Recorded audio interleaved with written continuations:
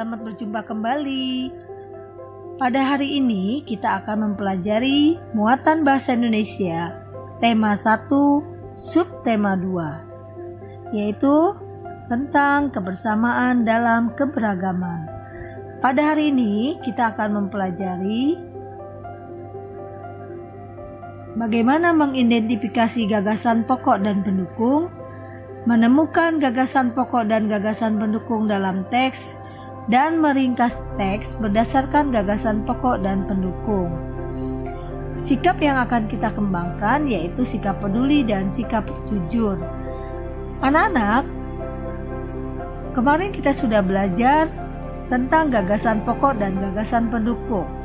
Nah, untuk lebih mudah memahami, sebuah gagasan pokok dan gagasan pendukung bisa disusun dalam sebuah diagram. Bagaimana cara menentukannya?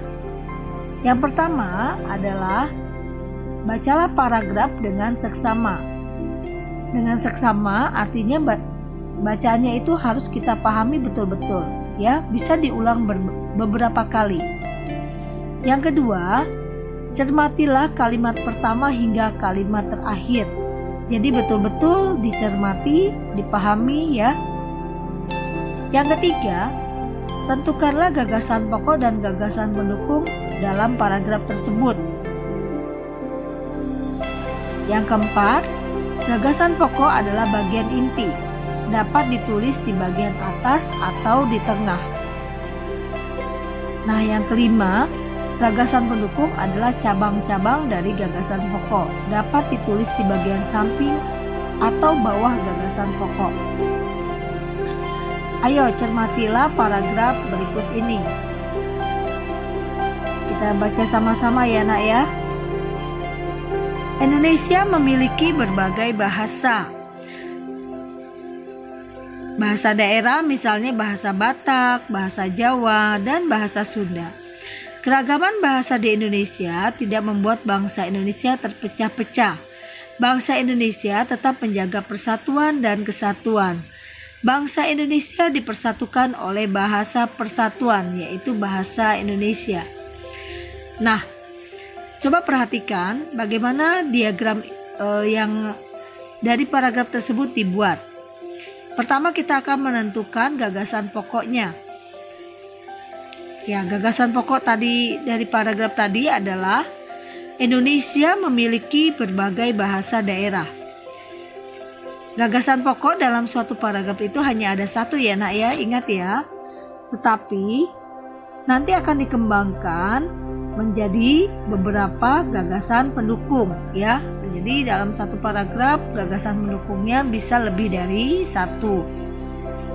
Ingat ya, gagasan itu adalah ide. Nah, dari ide tersebut kemudian akan dituangkan dalam menjadi sebuah kalimat ya. Jadi bukan berarti gagasan itu adalah kalimat, tapi dari kalimat itu kita akan mengambil sebuah gagasannya atau idenya ya. Nah, gagasan atau ide pokok dalam paragraf yang tadi adalah Indonesia memiliki berbagai bahasa daerah. Kemudian kita akan kembangkan menjadi beberapa gagasan mendukung. Ya. Satu, gagasan mendukungnya tentang apa? Oh, bisa dikembangkan menjadi bangsa Indonesia tetap menjaga persatuan dan kesatuan. Ya, bangsa Indonesia tetap bisa menjaga persatuan dan kesatuan. Di situ bisa dituangkan di dalam kalimat bahwa keragaman bahasa tidak membuat bangsa Indonesia terpecah belah, ya, terpecah-pecah. Seperti itu. Gagasan pendukung yang lain yaitu bahasa Indonesia mempersatukan bangsa Indonesia. Ya, apa yang mempersatukan bangsa Indonesia? Yaitu bahasa persatuan. Apa bahasa persatuannya? Bahasa Indonesia. Nah, itu dituangkan juga di dalam sebuah gagasan mendukung. Ya, nah, beginilah contoh diagram. Ya, kalau kita mau membuat sebuah diagram untuk menentukan gagasan pokok dan gagasan pendukung. Suatu teks itu terdiri dari beberapa paragraf, ya. Setiap paragraf pasti memiliki gagasan pokok dan beberapa gagasan pendukung. Nah, selain dibuat dalam atau menentukan gagasan pokok dan pendukung itu dalam sebuah diagram, bisa juga dibuat dalam bentuk tabel ya.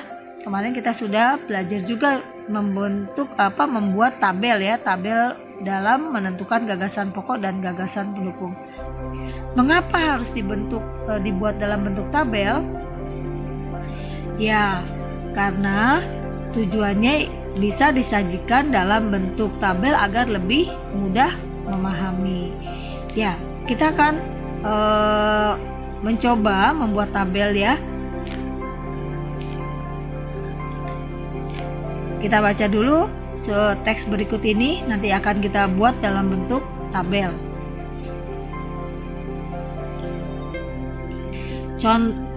Judulnya adalah gelar budaya di sekolah.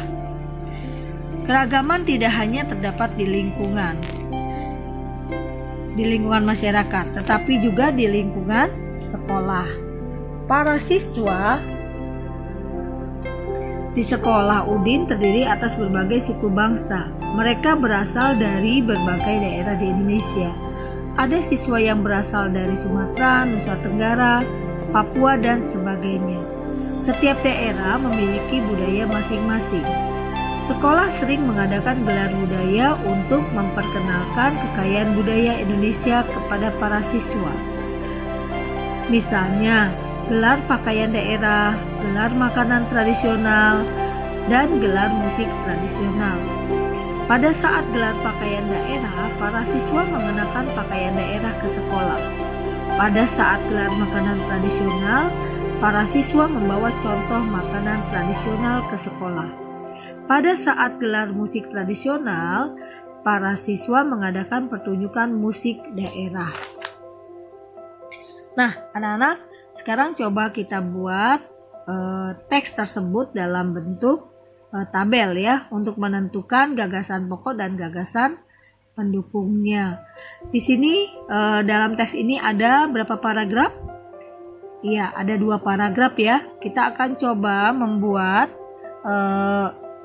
atau menentukan gagasan pokok dan gagasan pendukungnya dari masing-masing paragraf. Perhatikan penulisan gagasan pokok dan gagasan pendukung dalam bentuk tabel. Kalian lihat, kalau tabel seperti ini ya nak ya. Kalau tadi diagram itu kotak-kotak memanjang ya. Nah, kalau tabel seperti ini. Paragraf yang pertama, gagasan pokoknya adalah keragaman di lingkungan sekolah. Jadi idenya adalah keragaman di lingkungan sekolah. Kemudian dikembangkan ya, dari gagasan pokok tadi dikembangkan menjadi gagasan pendukung. Ada 3 gagasan pendukung ditemukan dalam paragraf pertama.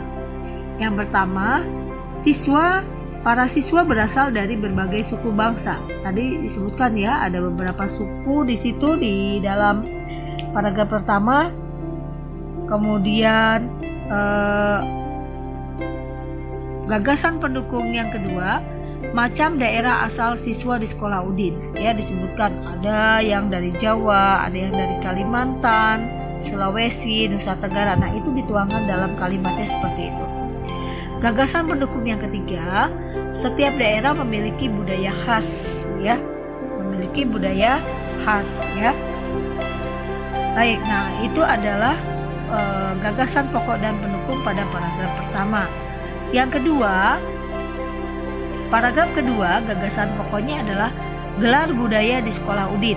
Ya, nah tadi di dalam teks dikatakan bahwa sekolah Udin setiap sering mengadakan gelar budaya. Ya, apa saja gelar budayanya? Kemudian dituangkan dalam gagasan pendukung. Tujuan gelar budaya di situ dikatakan ya, agar para siswa lebih mengenal kekayaan budaya Indonesia. Nah, itu tujuannya dituangkan dalam bentuk kalimat.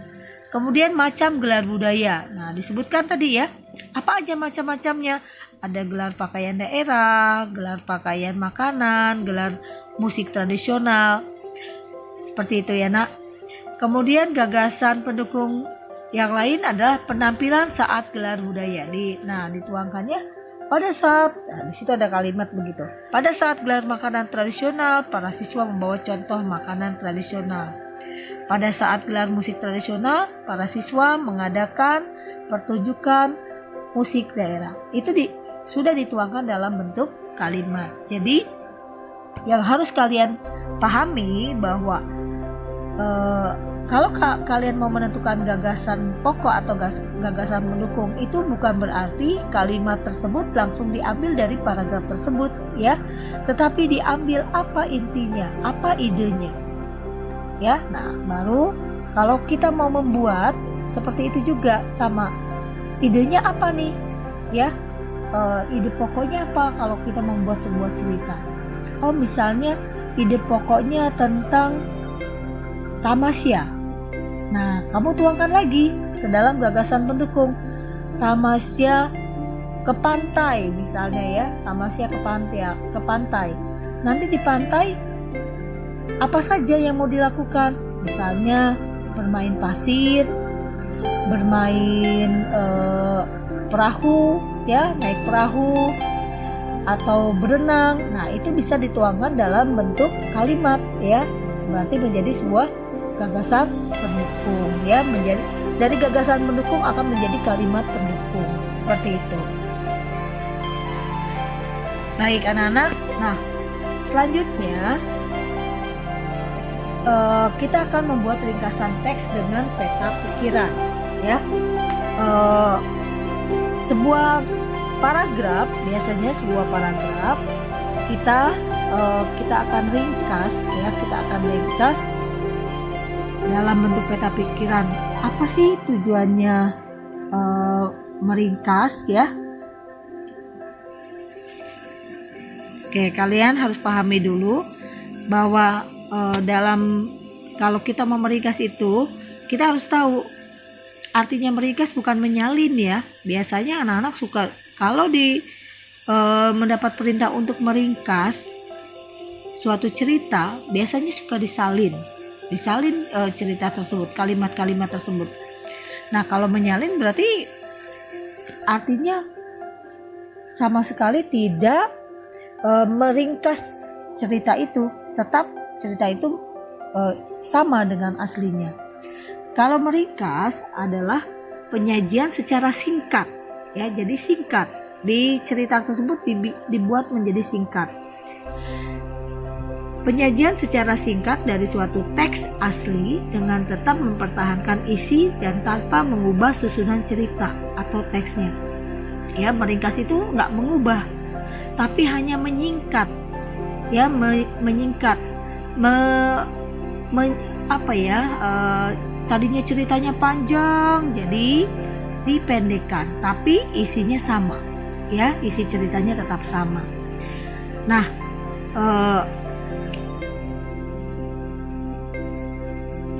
tujuan dari membuat ringkasan itu untuk apa? Untuk memudahkan pembaca memahami isi teks ya. Membuat ringkasan itu agar pembaca bisa lebih paham. Tadinya ceritanya panjang, bacanya mungkin lebih lambat memahami cerita tersebut, tapi karena sudah diringkas jadi lebih mudah ya, lebih mudah dipahami. Apa sih manfaatnya membuat ringkasan? Nah, manfaatnya adalah sebagai sarana untuk membantu pembaca dalam mengingat isi suatu teks ya. Itu seperti itu. Baik anak-anak, bagaimana langkah-langkahnya membuat ringkasan? Ya, yang pertama kita akan membaca teks tersebut dengan seksama. Selalu ya, selalu. Apapun teksnya, atau seperti tadi kita ketika mau menentukan gagasan pokok dan mendukung, kita harus membaca teks tersebut dengan seksama. Begitu juga dengan membuat ringkasan. Jadi harus dibaca dengan seksama. Kemudian yang kedua, gunakan kalimat tanya, apa, siapa, mengapa, bagaimana, di mana, dan kapan untuk mengetahui kejadian yang diceritakan dalam teks. Yang ketiga, Catatlah hal-hal penting yang kamu temukan saat membaca teks. Jadi ketika kita membaca, setelah kita menggunakan bantuan dengan kata tanya tadi, kemudian kita menemukan jawabannya di dalam teks tersebut. Harus kalian catat supaya tidak lupa ya. Dicatat, nah itu nanti yang akan menjadi cerita tersebut lebih ringkas ya. Yang keempat, buatlah peta pikiran untuk mencatat gagasan pokok dan gagasan pendukung pada setiap paragraf. Yang kelima, buatlah ringkasan berdasarkan peta pikiran menggunakan bahasamu sendiri. Nah, ini ya yang sering kali Ibu lihat ketika meringkas, anak-anak banyak membuat ringkasan tidak dengan bahasa sendiri, tapi menggunakan bahasa dalam teks tersebut. Nah, jadinya nanti bagaimana?